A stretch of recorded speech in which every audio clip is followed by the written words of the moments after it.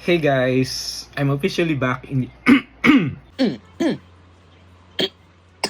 Hey guys, I'm officially back in YouTube after 2 years of hiatus.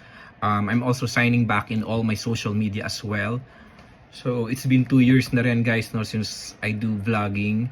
Just this time around, my vlogs are not just focused about traveling.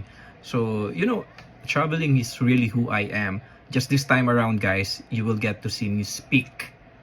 I want to use my voice, to share life experiences, random thoughts, and to share personal knowledge that may somehow help others.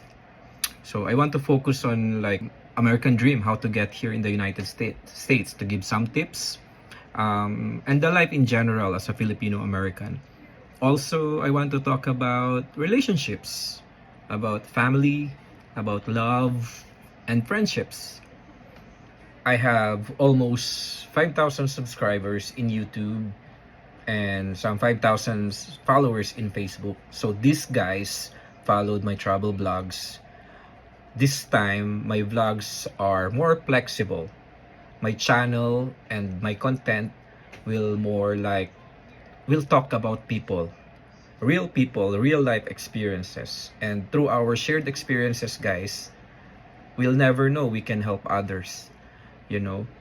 Also, hindi naman mawawala yung traveling. Nakilala ko sa travel vlogs, and I also want to share you guys, my travel around the USA and perhaps the world. So, videos will be posted every Saturday night, Los Angeles time. I'll see you next Saturday, guys.